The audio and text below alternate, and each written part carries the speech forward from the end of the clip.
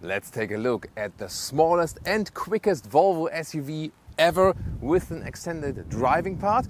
And I can tell you, SUV, maybe it is rather a hot hatch, a hot electric hatch. Let's find out more about this one with Thomas and Autogefühl in 4K, full screen, full length. Let's go front. Of course, all the way sleek and closed, as we know for the electric vehicles, and the Thor's hammer design for the LED in the front, with a segmented part as well. So a very modern approach. Vapor grey is this exterior color. Once again, I fit very well to it. Here, the wheels, we can already see them at the side, 20-inch, pretty massive, the biggest ones that are available. Will they still deliver comfort? We'll find out very soon. Smallest wheels would be, by the way, 18-inch, and here the length is 4 meters 23 or 167 inches. That is actually quite tiny, and if you think about the siblings of this one, the platform siblings, the Zeekr X or the Smart 1, Smart 3, this one here is the smallest of them all. And we can see a rather upright styling here. So you still see Volvo design, definitely. Nice EX30 badge right here. And we have the charging flap here. And that is actually quite interesting because 22 kilowatt AC charging and 150 kilowatt DC charging gives you some 26 minutes from 10 to 80% state of charge. Two battery sizes, either 41 kilowatt hours net together with rear-wheel drive. I think that's just too small because even the bigger battery at 64 kilowatt hours net is not too large. So I would rather go in for the big battery. And then also for the big battery you have two versions, rear-wheel drive or all-wheel drive. Acceleration figures, 5.3 seconds for the rear-wheel drive version, 3.6 seconds for the all-wheel drive version. If you have the US models, by the way, minus 0.2 seconds for the 60 miles per hour acceleration figure each, so you can deduct that. Then visually I think it's a mix of SUV and hot hatch. This SUV quotation, because all the Volvo SUV models, they had this vertical signature, and you find that here, but then a little bit modern interpretation. And what's also interesting here for the rear hatch, there's this small button we can press and then the hatch is opening. I think it's quite visible.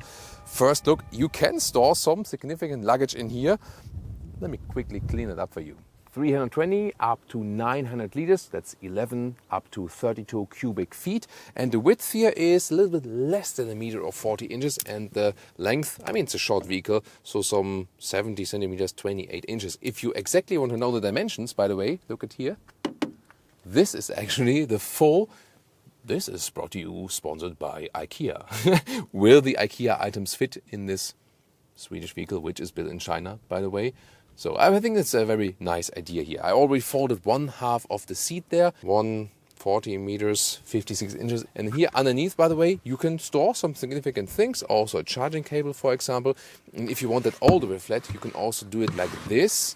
And then you have the lower floor stored here. I think it's also a nice idea. It's one of the things I often hate about trunk of the vehicles here, about the trunk covers especially. So when you load things in, maybe you do it sometimes quickly, and then here you touch this here, this edge, with your hand, and I already now damaged here something of my skin because this edge here is so super razor sharp. You really have to pay attention.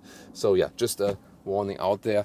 I think that could have been made better. I think manufacturers shouldn't do it in that way, that it's so sharp, but we see it at many manufacturers, that problem actually. Does it frunk or not? Yes, it does. There's a small one available here. A small charging cable does fit in there, and you have here some silhouette, for example, of an elk and so on. So a little bit more playful in the design. Turning indicators in the front, replace the whole Thor's hammer daytime running light, pretty cool. By the way, I heard that some say that it would be like an evil clown's face in the front. I don't see it, but do you see it? I mean, sometimes it's like when you see it once, then you cannot unsee it again, but yeah, I'm actually fine with the front design. What about you? Quite cool turning indicators in the rear here, dual style. Leah actually just told me that she found it very sweet. It was like, like twinkling eyes or something.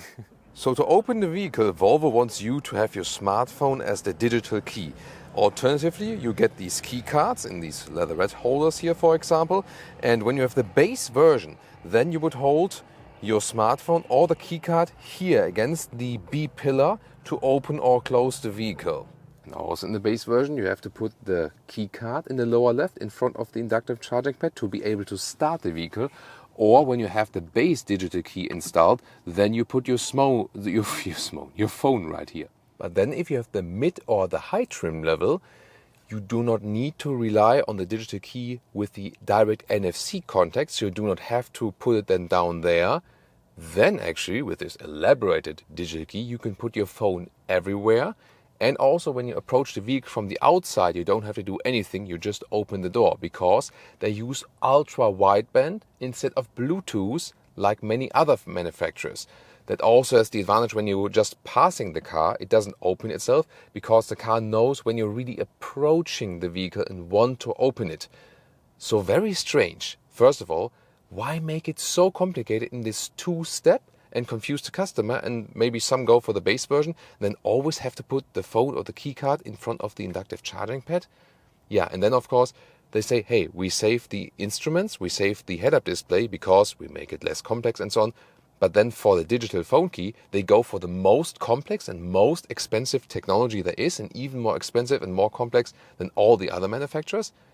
I don't see any logic there. Do you? Then door closing sound is, I would say, standard, not too bad, not too good. Then here, inside of the doors, the top part is soft. Then this is new material here, because they pay attention to recycling and sustainability. This is flex material, actually. You can get different stylings. I like this inside door handle. That looks really premium, also feels like that. Softer even for your elbows, that's nice. And I also like this gray fabric inset right here. Then the steering wheel with capacitive buttons, that's not my favorite, you know, and also no instruments, no head-up display. Yeah, whereas the siblings, the Zeekr X, for example, and the Smart 1 or 3 do have that. And here, this top part here is not too soft, but also not too hard, something in between. Again, the flex material, interesting air vent control here, and then this transparent look, a nice EX30 badge at the inside there. And then the seats, different choices are available. This is here the setup with 70% recycled PET bottles and 30% wool. To me, it's not the ideal choice, because when you sit on it, actually, like this, it would be no problem. But when you're like in summer, have shorts or maybe like short arms, then this 30% wool share is enough that it feels kind of like scratchy on your skin. So I think it doesn't make sense. They should have gone for just for a normal fabric material. And this here would be my favorite interior trim.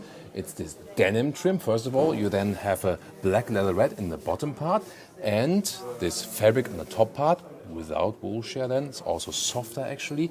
And on the dashboard, you have actually recycled denim fiber from denim waste. So that's a great idea also to reduce more CO2. I think it's also the best, like more like drawn back conservative look, but really cool in the color combination. And this will be my second favorite choice. Here the bright seats, bright leatherette in the lower part called Nordico, and then the pure fabric, all recycled as well here in the top part. However, in this combination then you get this dashboard, and for some that is too much obvious recycling, you know. So probably then I would stay with this denim look, or what do you think? Also the steering wheel with a vegan material, so Volvo has been doing a lot in that respect, and also, for example, 100% recycling floor mats and so on. So this whole vehicle has 1/4 less of CO2 impact than a model they would have produced before from the whole circle. Seating position. It's not an SUV from a seating position. The XC40, that is also in the EV version available, that is a true SUV. This one, maybe from the outside looks a little bit, but seating-wise, really feels like a hot hatch. To me, comparable also with the steering setup, like a Renault Megane EV, for example, manual up and down, in and out. But the seating comfort is still very decent. Interior cockpit overview, you can decide if you call it clean and minimalistic or cost savings. That is really matter of preference, I would say. It is super clean and kind of like calms your eye. Here, once again, with this flex insert, they also have a structure, so it feels really interesting. Then these vertical air vent controllers and 12.3-inch infotainment with a lot of functionality. So what do you need to know? This one here is the inbuilt Android Automotive with native Google Maps support. That is actually pretty cool. And then you have the temperature control here in the lower part. Yeah, hard to do that while driving, I feel. And here you have this main menu. Apple CarPlay in a wireless way will also follow then soon in 2024, they promise. Here the vehicle controls, one pedal drive or recuperation via the brake pedal. Deactivate the speed limit warning for the EU. This is where you control then the mirrors, like Tesla style, doing it here in the infotainment system. Then important, here the trip info for the consumption of the vehicle, soon more to that. And under settings, here especially the driving settings, where control how firm the steering feel is, for example. And the glove box opens here in the infotainment system, quite spacious, and it's here in the middle part that the driver can also easily access it and doesn't have to reach over. The good thing is that when the vehicle is off or closed, of course you always need the infotainment system to be on to open it, so some kind of safety thing. And one thing you also know from Tesla, Model 3, Model Y, here, the speed is just there in the top part of the infotainment system, that's it. In our small riddle for today, Volvo supplied us here with this microfiber towel for the infotainment system, thank you so much for that. But then again, where is that from? It's not from this vehicle. Yes, it's from one of the other Volvo models with the infotainment system, where you still have the central button that you can, for example, hold it 2 seconds and then you are in this cleaning mode. Yeah, so this is not possible with the button here, so you just clean it like this, and then of course, yeah, some things do happen. Volume control at the steering wheel, by the way, is right here. By the way, this interior trim is called mist, like the mist from the rain outside, for example, maybe, like moist. The only problem is the German market will probably rename that, because mist in German is like, like trash or like cow poo. Yeah, so I think they'll come up with another name then for the German configurator or something. We'll follow that. So listen and repeat. The German lesson for today, mist. Left side inductive charging pad, so it's not 2 inductive charging pads, just one. Then this lower part you can put open, then you have the USB-C charging, but the material below that is, I would say, doubtful. So you see light and shadow here. Some features I love, some I'm not so fond of. Then here, this middle console, the window levers here are at the inside middle console, and the reason for that is they try to reduce complexity. So why do they do that? Also to bring down CO2 output and so on, because then you can have less complexity inside the doors. And of course, you can argue both. Cost savings and also less CO2 in the production. Yeah, maybe I would say it's both. Then it's also interesting. Here, this one is soft, but you cannot open this. But here, this is the slider, and you can slide it back actually then in 2 steps like this. And also this cup holder thing, either they are in place or you slide them backward, once again in 2 steps, and then you can just put things more openly in it. But this yellow ground is here, like, I'm not sure what this is supposed to, like, why did they do that? I mean, yeah, also once again, CO2 reduction and so on, but I think they could have found a little bit nicer material there in this case, and then slide it back here, everything is hidden once again. Front window controls, if you press rear, then you can also control the rear windows here from the front. And headroom with 189 or 6'2", a lot of headroom left, that's cool, so you don't feel caged in this small vehicle. However, fixed panoramic roof without any shade. Yeah, we know they have this filter in the glass, it still will get hotter than with a fixed roof. Rear doors, you have soft touch at the top part actually, and then once again this nice door lever, then the flex material, that of course then, as it says, flex uses plant fiber, so this is also going full circle, even to reduce the, even recycling or petroleum impact and so on. So I think a good approach. Then also more recycling material here. I think that's also a choice you can also live with the visual device, for example, and then once again the fabric insert and so on. And this time I also fit to the interior of the car, don't I? Yeah, the only thing I don't fit in size-wise, at least with my legs here, there's a problem, but it's also a small vehicle, so you can basically understand that. Headroom-wise, by the way, it's no problem. I do fit here also with tall adults. It's just the legroom that is actually the problem. And you can legally sit here with 3 adults next to each other, but yeah, the question is, does it really fit? In most cases not. Here in the middle console, by the way, once again, the window levers also for the rear windows and 2 more USB-C chargers. And in this middle part, you can put things in and then take the whole thing out, maybe to clean it or something. And we also have, once again, these really sweet elk silhouettes here, and with, Swedish forest and so on. So yeah, why not being a little bit more playful? Acceleration. Plop. That's a 100 kilometers an hour, 60 miles an hour, I think. that works quite well, doesn't it? So we have the all-wheel drive version here, obviously the performance version, and as a comparison with the performance all-wheel drive activated,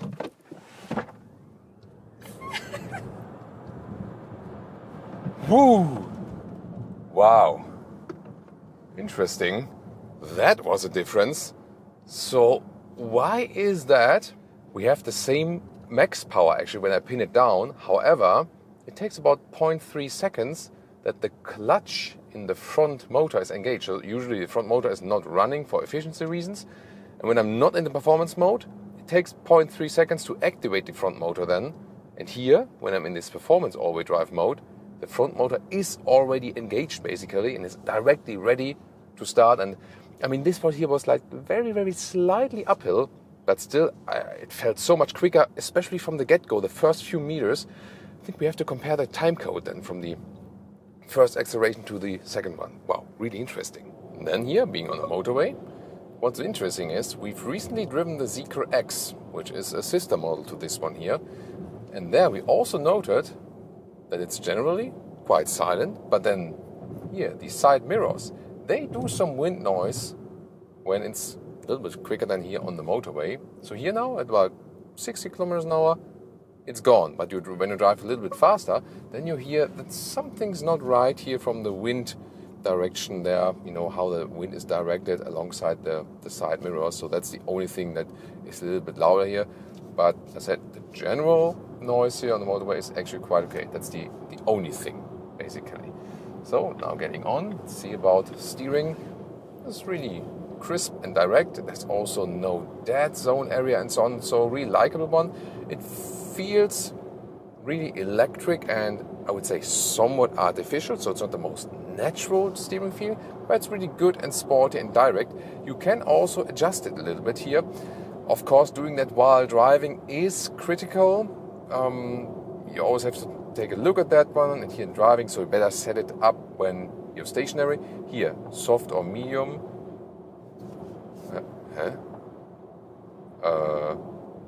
There it is. Yeah, see how distracting it is.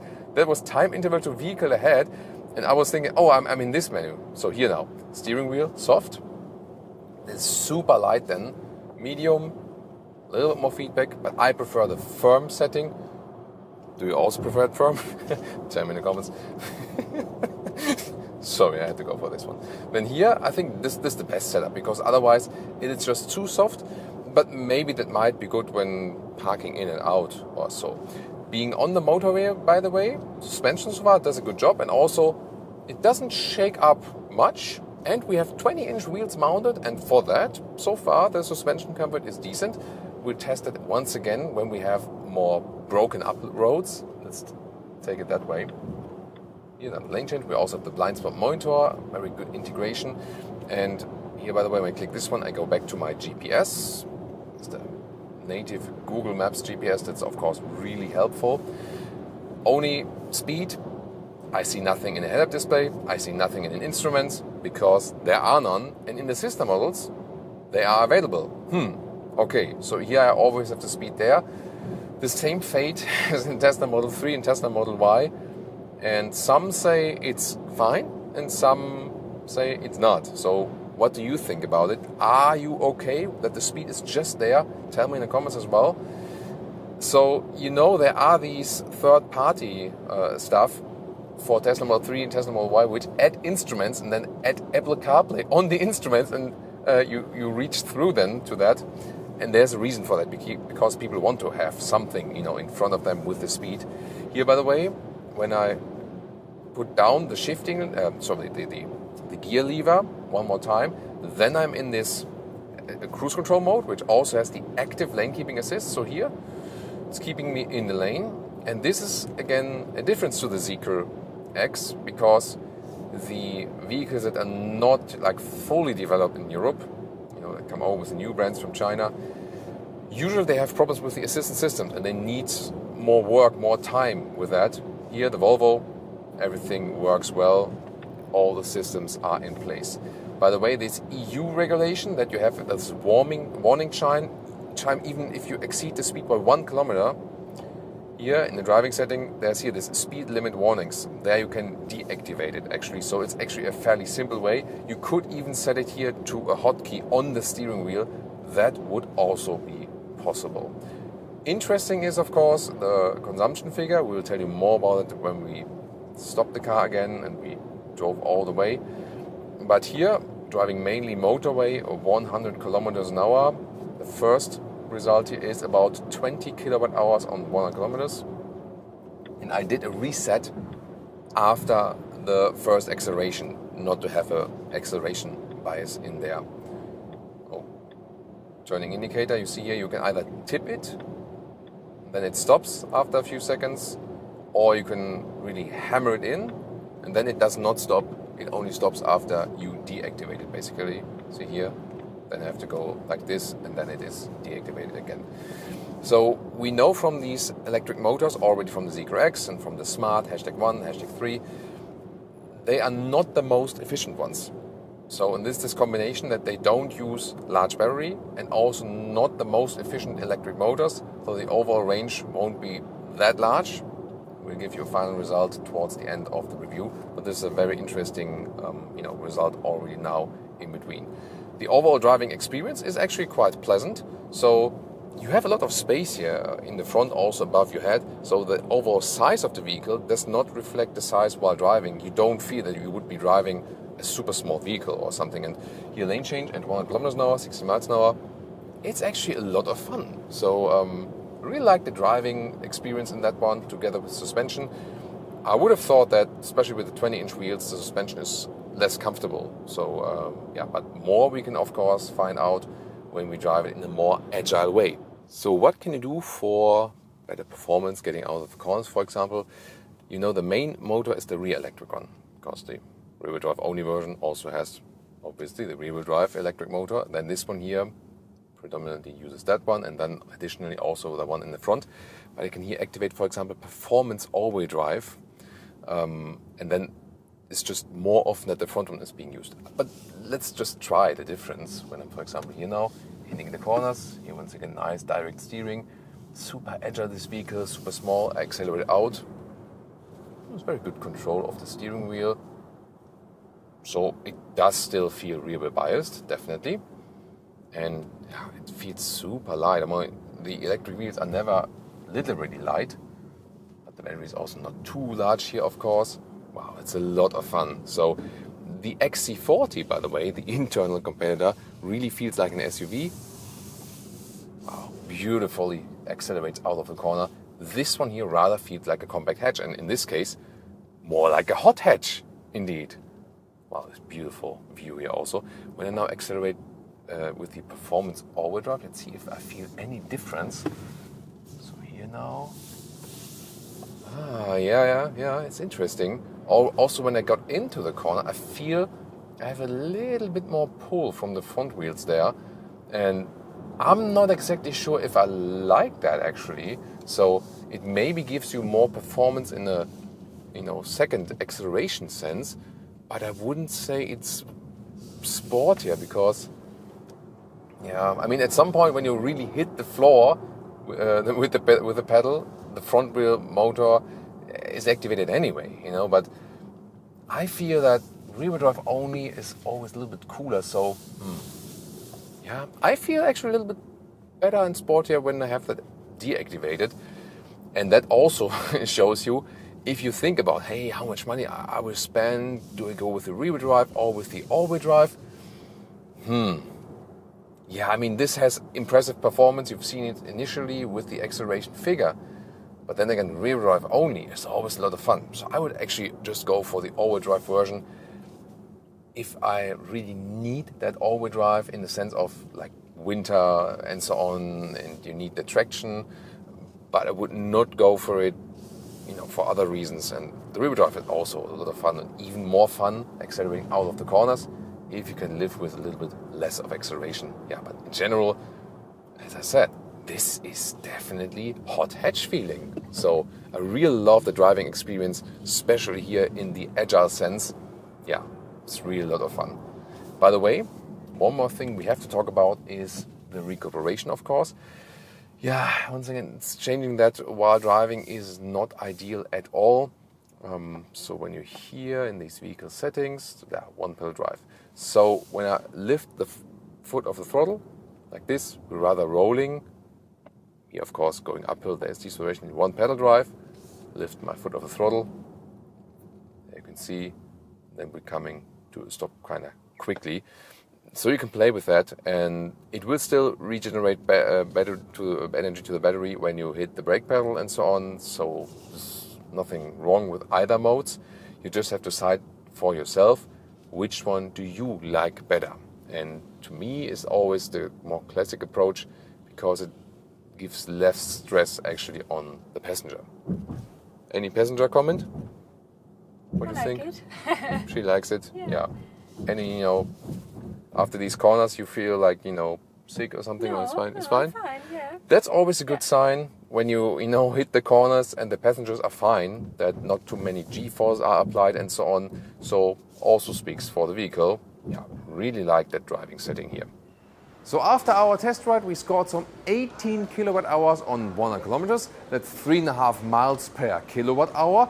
Not the most efficient, but also not dramatically bad. But together with a small battery, even in that bigger battery size here in that vehicle, we can then only land some 350 kilometers or 220 miles of electric range. So this is more for the city purpose and so on. The Zeekr X we scored a little bit worse even, but it also depends on the driving profile. Here we couldn't drive too fast around the Barcelona area and so on. We drove a little bit more than like 100 kilometers, 60 miles an hour on the motorway. That was predominantly in that consumption test. And remember, this has a drag coefficient CD value of 0.28. That's also not too good. So when you drive faster, the consumption will also get worse. The driving experience, however, is so much fun. So to me, it is this city hot hatch thing. Now compare the siblings with the Zeekr X and the Smart 3.